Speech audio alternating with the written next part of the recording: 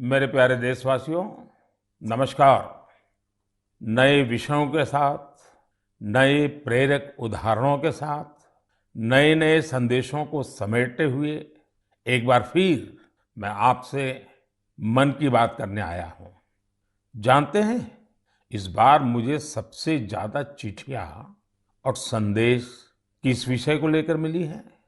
ये विषय ऐसा है जो इतिहास, वर्तमान और भविष्य तीनों से जुड़ा हुआ है।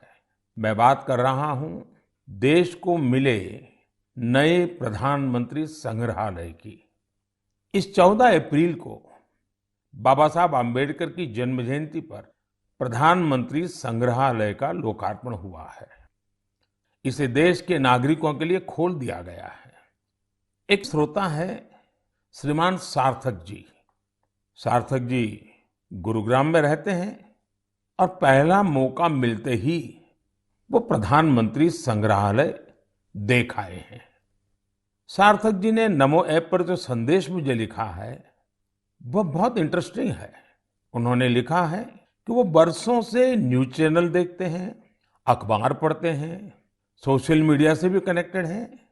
इसलिए उन्हें लगता था कि उनकी जनरल नॉलेज काफी अच्छी होगी।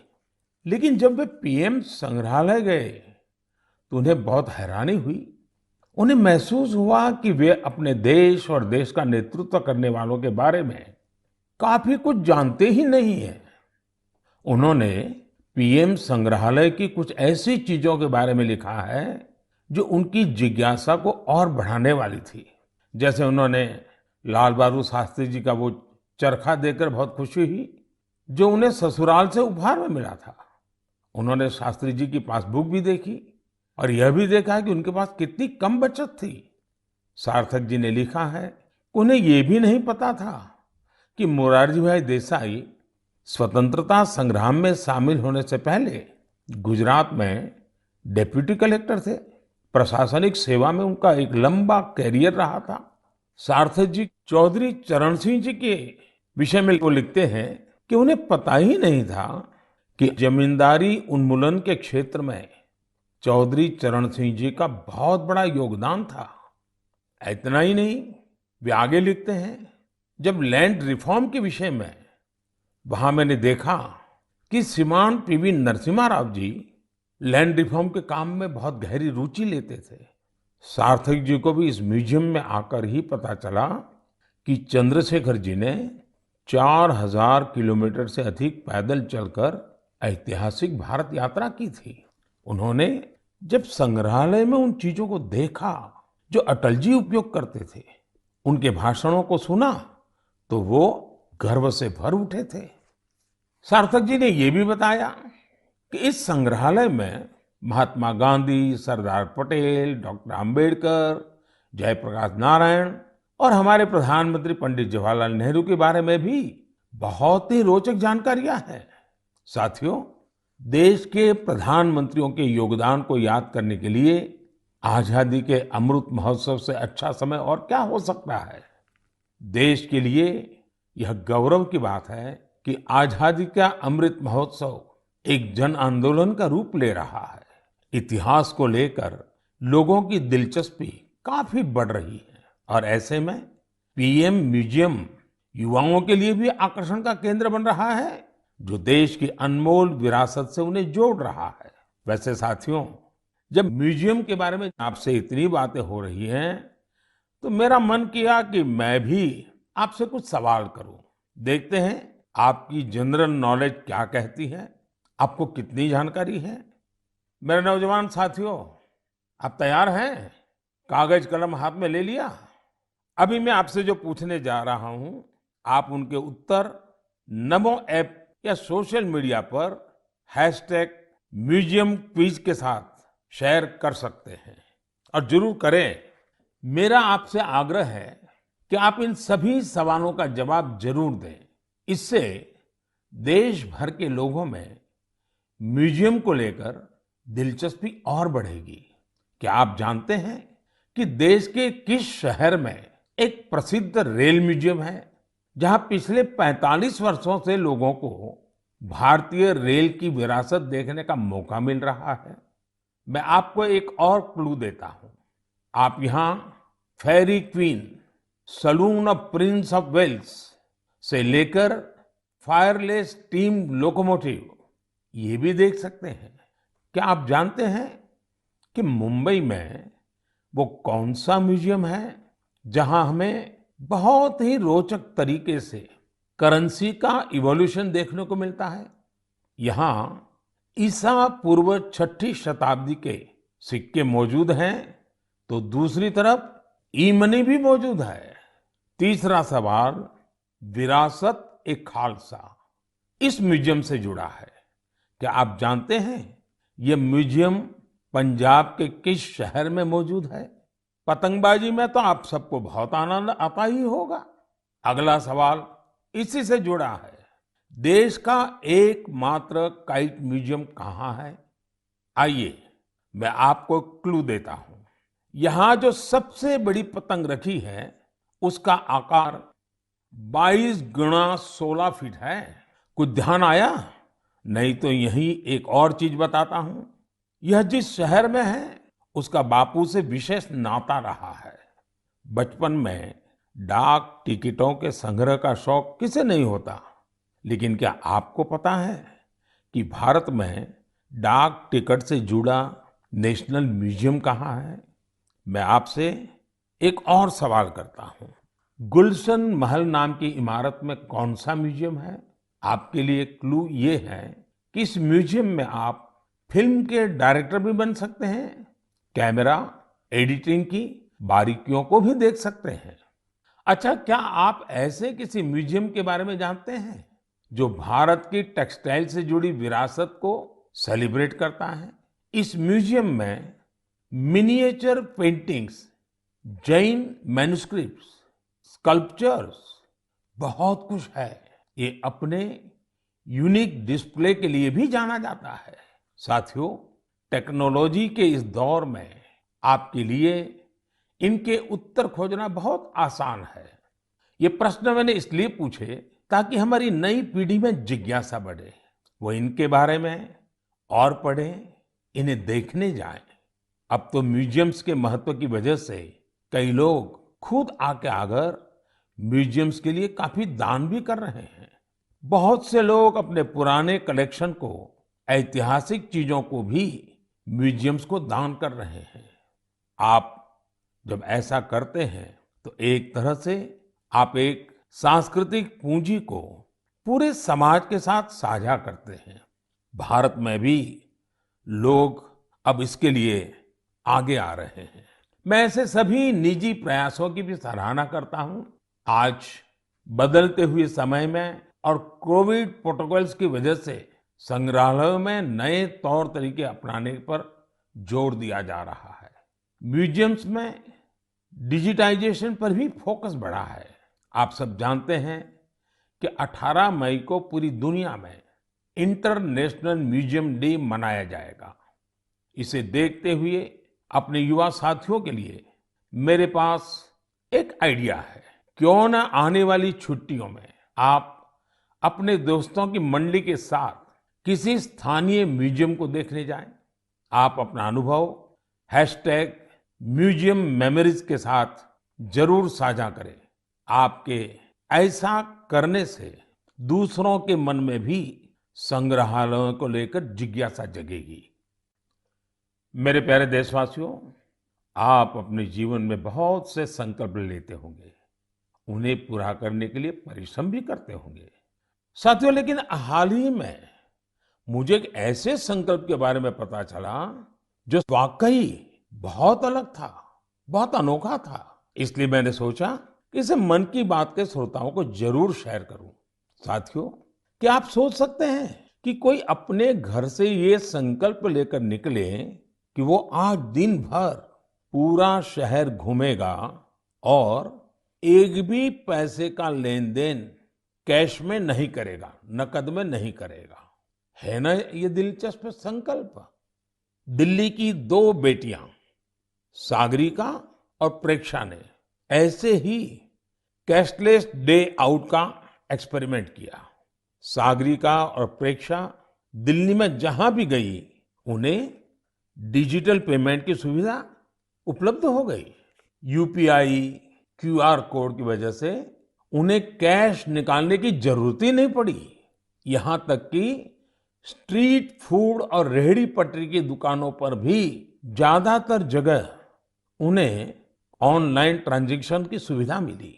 साथियों, कोई सोच सकता है कि दिल्ली है, मेट्रो सिटी है, वहां ये सब होना आसान है। लेकिन अब ऐसा नहीं है कि यूपीआई का ये प्रसार केवल दिल्ली जैसे बड़े शहरों तक ही सीमित है। एक मैसेज मुझे गाजियाबाद से आनंदिता त्रिपाठी का भी मिला है। आनंदिता पिछले सप्ताह अपने पति के साथ नॉर्थ ईस्ट घूमने गई थी। उन्होंने असम से लेकर मेघालय और अरुणाचल प्रदेश के तवांग तक की अपनी यात्रा का अनुभव मुझे बताया। आपको भी ये जानकर सुखद हैरानी होगी कि कई दिन की इस यात्रा में दूर दराज इलाकों में भी उन्हें कैश निकालने की जरूरत ही नहीं पड़ी। जिन जगहों पर कुछ साल पहले तक इंटरनेट की अच्छी सुविधा भी नहीं थी, वहां भी अब यूपीआई से पेमेंट की सुविधा मौजूद है। सागरिका, प्रेक्षा और आनंदिता के अनुभवों को देखते हुए मैं आपसे भी आग्रह करूंगा कि कैशलेस डे आउट का एक्सपेरिमेंट करके देखें। जरूर करें। साथियों, पिछले कुछ सालों में भीम यूपीआई तेजी से हमारी इकोनॉमी और आदतों का हिस्सा बन गया है। अब तो छोटे छोटे शहरों में और ज्यादातर गांवों में भी लोग यूपीआई से ही लेन देन कर रहे हैं। डिजिटल इकोनॉमी से देश में एक कल्चर भी पैदा हो रहा है। गली नुक्कड़ की छोटी छोटी दुकानों में डिजिटल पेमेंट होने से उन्हें ज्यादा से ज्यादा ग्राहकों को सर्विस देना आसान हो गया है। उन्हें अब खुले पैसों की भी दिक्कत नहीं होती। आप भी यूपीआई की सुविधा को रोजमर्रा के जीवन में महसूस करते होंगे। कहीं भी गए, कैश ले जाने का, बैंक जाने का, एटीएम खोजने का झंझट ही खत्म। मोबाइल से ही सारे पेमेंट हो जाते हैं। लेकिन क्या आपने कभी सोचा है कि आपके इन छोटे छोटे ऑनलाइन पेमेंट से देश में कितनी बड़ी डिजिटल इकोनॉमी तैयार हुई है? इस समय हमारे देश में करीब 20,000 करोड़ रुपए के ट्रांजैक्शन हर दिन हो रहे हैं। पिछले मार्च के महीने में तो यूपीआई ट्रांजैक्शन करीब 10 लाख करोड़ रुपए तक पहुंच गया। इससे देश में सुविधा भी बढ़ रही है और ईमानदारी का माहौल भी बन रहा है। अब तो देश में फिनटेक से जुड़े कई नए स्टार्टअप्स भी आगे बढ़ रहे हैं। मैं चाहूंगा कि अगर आपके पास भी डिजिटल पेमेंट और स्टार्टअप इकोसिस्टम की इस ताकत से जुड़े अनुभव है, तो उन्हें साझा करिए। आपके अनुभव दूसरे कई और देशवासियों के लिए प्रेरणा बन सकते हैं। मेरे प्यारे देशवासियों, टेक्नोलॉजी की ताकत कैसे सामान्य लोगों का जीवन बदल रही है, ये हमें हमारे आसपास लगातार नजर आ रहा है। टेक्नोलॉजी ने एक और बड़ा काम किया है। ये काम है दिव्यांग साथियों की असाधारण क्षमताओं का लाभ देश और दुनिया को दिलाना।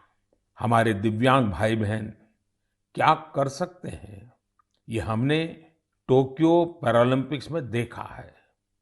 खेलों की तरह ही आर्ट्स, एकेडमिक्स और दूसरे कई क्षेत्रों में दिव्यांग साथी कमाल कर रहे हैं। लेकिन जब इन साथियों को टेक्नोलॉजी की ताकत मिल जाती है, तो ये और भी बड़े मुकाम हासिल करके दिखाते हैं। इसलिए देश आजकल लगातार संसाधनों और इंफ्रास्ट्रक्चर को दिव्यांगों के लिए सुलभ बनाने के लिए लगातार प्रयास कर रहा है। देश में ऐसे कई स्टार्टअप्स और संगठन भी हैं जो इस दिशा में प्रेरणादायी काम कर रहे हैं। ऐसी एक संस्था है voice of specially abled people. ये संस्था असिस्टिव टेक्नोलॉजी के क्षेत्र में नए अवसरों को प्रमोट कर रही है। जो दिव्यांग कलाकार हैं, उनके काम को दुनिया तक पहुंचाने के लिए भी एक इनोवेटिव शुरुआत की गई है। Voice of specially abled people के इन कलाकारों की पेंटिंग्स, इसकी डिजिटल आर्ट गैलरी तैयार की है।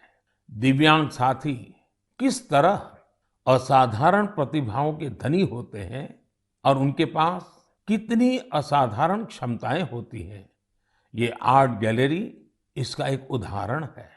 दिव्यांग साथियों के जीवन में कैसी चुनौतियां होती हैं, उनसे निकलकर वो कहां तक पहुंच सकते हैं, ऐसे कई विषयों को इन पेंटिंग्स में आप महसूस कर सकते हैं। आप भी अगर किसी दिव्यांग साथी को जानते हैं, उनकी टैलेंट को जानते हैं, तो डिजिटल टेक्नोलॉजी की मदद से उसे दुनिया के सामने ला सकते हैं। जो दिव्यांग साथी हैं, वो भी इस तरह के प्रयासों से जरूर जुड़े। मेरे प्यारे देशवासियों, देश के ज्यादातर हिस्सों में गर्मी बहुत तेजी से बढ़ रही है। बढ़ती हुई ये गर्मी पानी बचाने की हमारी जिम्मेदारी को भी उतना ही बढ़ा देती है। हो सकता है कि आप अभी जहां हो वहां पानी पर्याप्त मात्रा में उपलब्ध हो, लेकिन आपको उन करोड़ों लोगों को भी हमेशा याद रखना है जो जल संकट वाले क्षेत्रों में रहते हैं, जिनके लिए पानी की एक एक बूंद अमृत के समान होती है। साथियों, इस समय आजादी के 75वें साल में आजादी के अमृत महोत्सव में देश जिन संकल्पों को लेकर आगे बढ़ रहा है, उनमें जल संरक्षण भी एक है। अमृत महोत्सव के दौरान देश के हर जिले में 75 अमृत सरोवर बनाए जाएंगे। आप कल्पना कर सकते हैं कि कितना बड़ा अभियान है। वो दिन दूर नहीं जब आपके अपने शहर में 75 अमृत सरोवर होंगे। मैं आप सभी से और खासकर युवाओं से चाहूंगा कि वो इस अभियान के बारे में जानें और इसकी जिम्मेदारी भी उठाएं। अगर आपके क्षेत्र में स्वतंत्रता संग्राम से जुड़ा कोई इतिहास है, किसी सेनानी की स्मृति है, तो उसे भी अमृत सरोवर से जोड़ सकते हैं। वैसे मुझे यह जानकर बहुत अच्छा लगा कि अमृत सरोवर का संकल्प लेने के बाद कई स्थलों पर इस पर तेजी से काम शुरू हो चुका है। मुझे यूपी के रामपुर की ग्राम पंचायत पटवाई के बारे में जानकारी मिली है। वहां पर ग्राम सभा की भूमि पर एक तालाब था, लेकिन वो गंदगी और कूड़े के ढेर से भरा हुआ था। पिछले कुछ हफ्तों में बहुत मेहनत करके स्थानीय लोगों की मदद से, स्थानीय स्कूली बच्चों की मदद से उस गंदे तालाब का कायाकल्प हो गया है।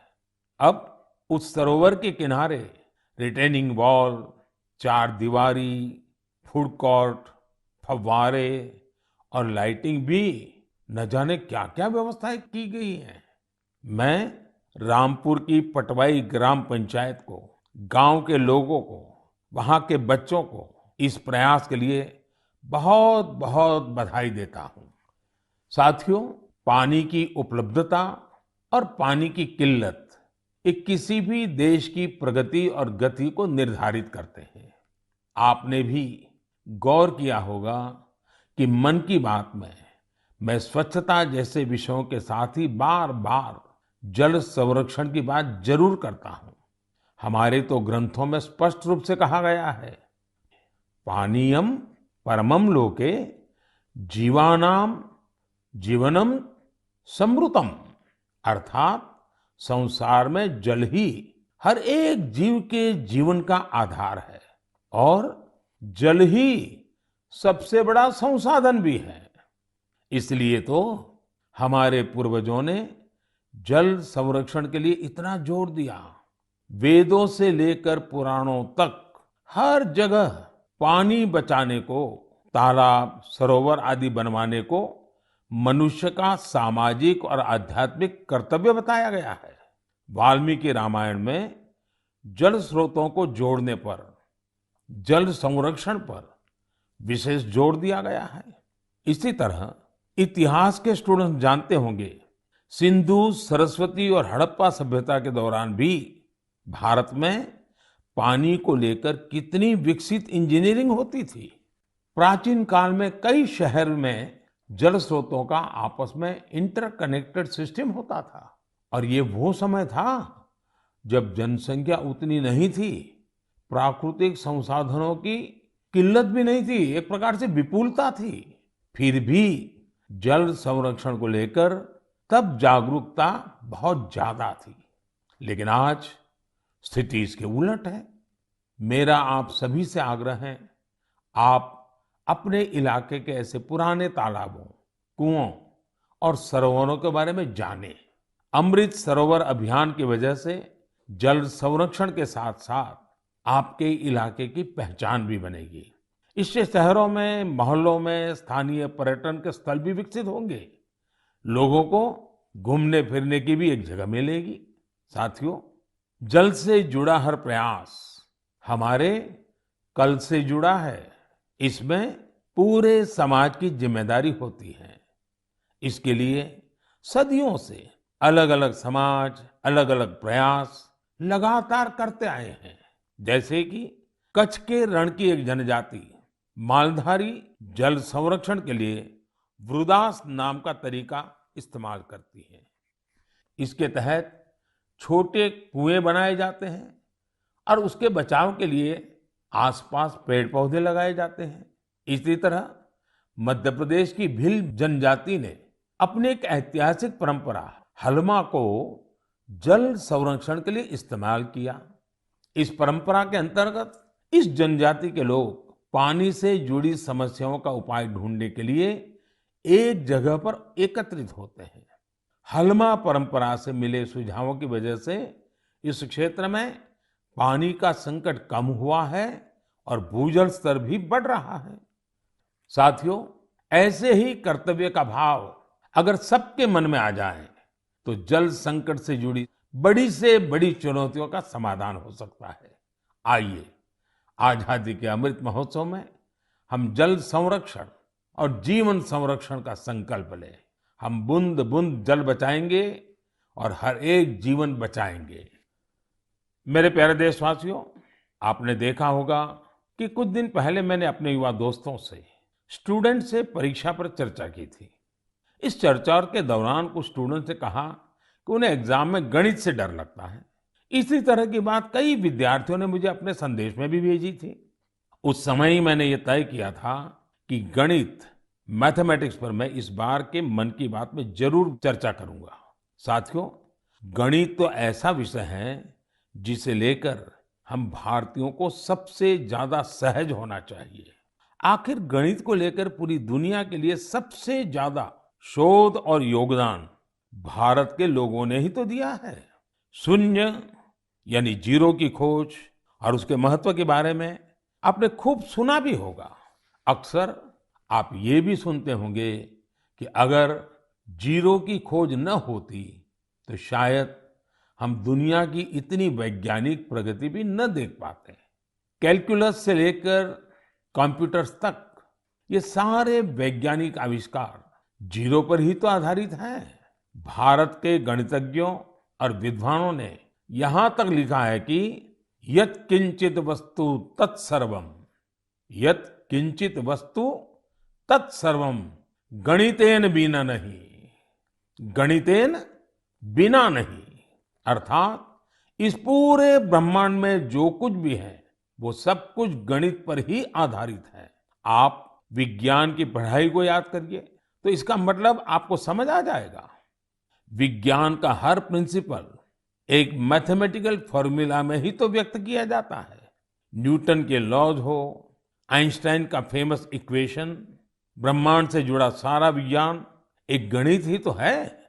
अब तो वैज्ञानिक भी थियरी ऑफ एवरीथिंग की चर्चा करते हैं, यानी एक ऐसा सिंगल फॉर्मूला जिससे ब्रह्मांड की हर चीज को अभिव्यक्त किया जा सके।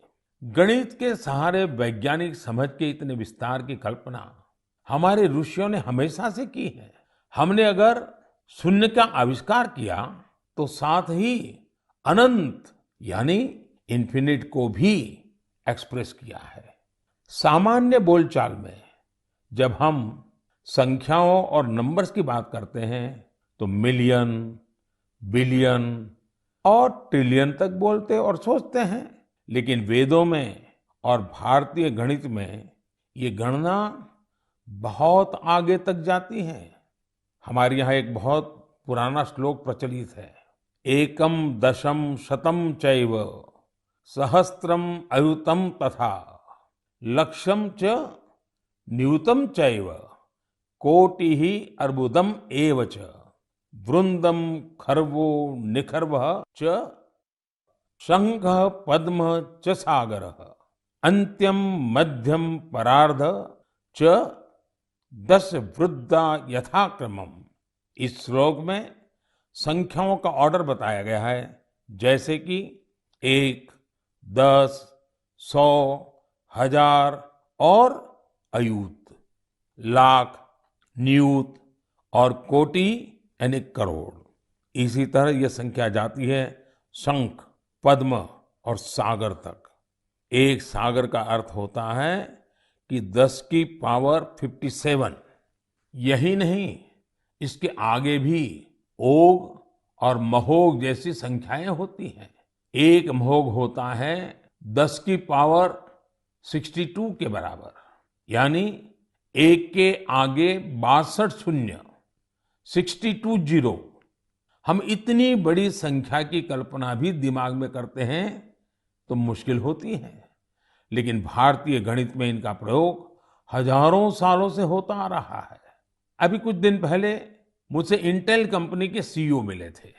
उन्होंने मुझे एक पेंटिंग दी थी, उसमें भी वामन अवतार के जरिए गणना या माप की ऐसी ही एक भारतीय पद्धति का चित्रण किया गया था। इंटेल का नाम आया तो कंप्यूटर आपके दिमाग में अपने आप आ गया होगा। कंप्यूटर की भाषा में आपने बाइनरी सिस्टम के बारे में भी सुना होगा, लेकिन क्या आपको पता है कि हमारे देश में आचार्य पिंगला जैसे ऋषि हुए थे जिन्होंने बाइनरी की कल्पना की थी। इसी तरह आर्यभट्ट से लेकर के रामानुजन जैसे गणितज्ञों तक गणित के कितने ही सिद्धांतों पर हमारे यहाँ काम हुआ है। साथियों, हम भारतीयों के लिए गणित कभी मुश्किल विषय नहीं रहा। इसका एक बड़ा कारण हमारी वैदिक गणित भी है। आधुनिक काल में वैदिक गणित का श्रेय जाता है श्री भारती कृष्ण तीर्थ जी महाराज को।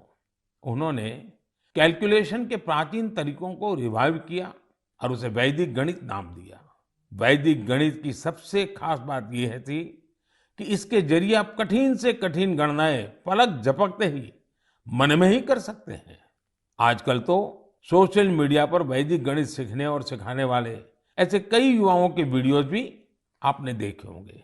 साथियों, आज मन की बात में वैदिक गणित सिखाने वाले एक ऐसे ही साथी हमारे साथ भी जुड़ रहे हैं। ये साथी हैं कोलकाता के गौरव टेकरीवाल जी, और वो पिछले 2-2.5 दशक से वैदिक मैथमेटिक इस मूवमेंट को बड़े समर्पित भाव से आगे बढ़ा रहे हैं। आइए उनसे ही कुछ बातें करते हैं। गौरव जी, नमस्ते। नमस्ते सर। मैंने सुना है कि आप वैदिक मैथ्स के लिए काफी रुचि रखते हैं, बहुत कुछ करते हैं। तो पहले तो मैं आपके विषय में कुछ जानना चाहूंगा और बाद में इस विषय में आपकी रुचि कैसे है, जरा मुझे बताइए। सर, मैं 20 साल पहले जब बिजनेस स्कूल के लिए अप्लाई कर रहा था तो उसकी कॉम्पिटिटिव एग्जाम होती थी जिसका नाम है कैट। उसमें बहुत सारे गणित के सवाल आते थे जिसको कम समय में करना पड़ता था। तो मेरी माँ ने मुझे एक बुक लाकर दिया जिसका नाम था वैदिक गणित। स्वामी श्री भारती कृष्ण तीर्थ जी महाराज ने वो बुक लिखी थी और उसमें उन्होंने 16 सूत्र दिए थे जिसमें गणित बहुत ही सरल और बहुत ही तेज हो जाता था। जब मैंने वो पढ़ा तो मुझे बहुत प्रेरणा मिली और फिर मेरी रुचि जागृत हुई मैथमेटिक्स में। मुझे समझ में आया कि ये सब्जेक्ट जो भारत की देन है, जो हमारी धरोहर है, उसको विश्व के कोने कोने में पहुंचाया जा सकता है। तब से मैंने इसको एक मिशन बनाया कि वैदिक गणित को विश्व के कोने कोने में पहुंचाया जाए, क्योंकि गणित की डर सर हर जन को सताती है और वैदिक गणित से सरल और क्या हो सकता है। गौरव जी, कितने सालों से आप इसमें काम कर रहे हैं? मुझे आज हो गए करीबन 20 साल सर, मैं उसमें ही लगा हुआ हूँ। और अवेयरनेस के लिए क्या करते हैं, क्या क्या प्रयोग करते हैं, कैसे जाते हैं लोगों के पास? हम लोग स्कूल्स में जाते हैं, हम लोग ऑनलाइन शिक्षा देते हैं, हमारी संस्था का नाम है वैदिक मैथ्स फोरम इंडिया। उस संस्था के तहत हम लोग इंटरनेट के माध्यम से 24 घंटे वैदिक मैथ्स पढ़ाते हैं सर। गौरव जी, आप तो जानते हैं मैं लगातार बच्चों के साथ बातचीत करना पसंद भी करता हूं और मैं अवसर ढूंढता रहता हूं। और एग्जाम वॉरियर से तो मैं बिल्कुल एक प्रकार से मैंने उसको इंस्टीट्यूशनलाइज कर दिया है। और मेरा भी अनुभव है कि ज़्यादातर जब बच्चों से बात करता हूं तो गणित का नाम सुनते ही वो भाग जाते हैं। तो मेरी कोशिश यही है कि ये बिना कारण जो एक हाव पैदा हुआ है उसको निकाला जाए, ये डर निकाला जाए। और छोटी छोटी टेक्निक जो परंपरा से है, क्योंकि भारत गणित के विषय में कोई नया नहीं है, शायद दुनिया में पुरातन परंपराओं में भारत के पास गणित की परंपरा रही है। तो एग्जाम वॉरियर को डर निकालना है तो आप क्या कहेंगे उनको? सर ये तो सबसे ज्यादा उपयोगी है बच्चों के लिए, क्योंकि एग्जाम का जो डर होता है, जो हवा हो गया है हर घर में। एग्जाम के लिए बच्चे ट्यूशन लेते हैं, पेरेंट्स परेशान रहते हैं, टीचर्स भी बहुत परेशान होते हैं। तो वैदिक गणित से ये सब छू मंतर हो जाता है। इस साधारण गणित की अपेक्षा में वैदिक गणित 1500% तेज है और इससे बच्चों में बहुत कॉन्फिडेंस आता है और दिमाग भी तेजी से चलता है। जैसे हम लोग वैदिक गणित के साथ योग भी इंट्रोड्यूस किए हैं, जिससे कि बच्चे अगर चाहे तो आंख बंद कर भी कैलकुलेशन कर सकते हैं वैदिक गणित पद्धति के द्वारा। वैसे ध्यान की जो परंपराएं हैं उसमें भी इस प्रकार से गणित करना, वो भी ध्यान का एक प्राइमरी कोर्स भी होता है। Right sir. चलिए गौरव जी, बहुत अच्छा लगा मुझे, और आपने मिशन मोड में इस काम को उठाया है। और विशेष करके आपकी माताजी ने एक अच्छे गुरु के रूप में आपको ये रास्ते पर ले गई और आज आप लाखों बच्चों को उस रास्ते पर ले जा रहे हैं। मेरी तरफ से आपको बहुत बहुत शुभकामनाएं। शुक्रिया सर, मैं आपका आभार व्यक्त करता हूँ सर कि वैदिक गणित को आपने महत्व दिया और मुझे चुना सर। तो वी आर वेरी थैंकफुल। बहुत बहुत धन्यवाद। नमस्कार। नमस्ते सर। साथियों, गौरव जी ने बड़े अच्छे तरीके से बताया कि वैदिक गणित कैसे गणित को मुश्किल से मजेदार बना सकता है। यही नहीं, वैदिक गणित से आप बड़ी बड़ी साइंटिफिक प्रॉब्लम्स भी सॉल्व कर सकते हैं। मैं चाहूंगा सभी माता पिता अपने बच्चों को वैदिक गणित जरूर सिखाएं। इससे उनका कॉन्फिडेंस तो बढ़ेगा ही, उनके ब्रेन की एनालिटिकल पावर भी बढ़ेगी। और हाँ, गणित को लेकर कुछ बच्चों में जो भी थोड़ा बहुत डर होता है, वो डर भी पूरी तरह समाप्त हो जाएगा। मेरे प्यारे देशवासियों, मन की बात में आज म्यूजियम से लेकर मैथ तक कई ज्ञानवर्धक विषयों पर चर्चा हुई। ये सब विषय आप लोगों के सुझावों से ही मन की बात का हिस्सा बन जाते हैं। मुझे आप इसी तरह आगे भी अपने सुझाव नमो ऐप और माय गॉव के जरिए भेजते रहिए। आने वाले दिनों में देश में ईद का त्योहार भी आने वाला है। 3 मई को अक्षय तृतीया और भगवान परशुराम की जयंती भी मनाई जाएगी। कुछ दिन बाद ही वैशाख बुद्ध पूर्णिमा का पर्व भी आएगा। ये सभी त्योहार संयम, पवित्रता, दान और सौहार्द के पर्व हैं। आप सभी को इन पर्वों की अग्रिम शुभकामनाएं। इन पर्वों को खूब उल्लास और सौहार्द के साथ मनाइए। इन सब के बीच आपको कोरोना से भी सतर्क रहना है। मास्क लगाना, नियमित अंतराल पर हाथ धुलते रहना, बचाव के लिए जो भी जरूरी उपाय है आप उनका पालन करते रहें। अगली बार मन की बात में हम फिर मिलेंगे और आपके भेजे गए कुछ और नए विषयों पर चर्चा करेंगे। तब तक के लिए विदा लेते हैं। बहुत बहुत धन्यवाद। नमस्कार।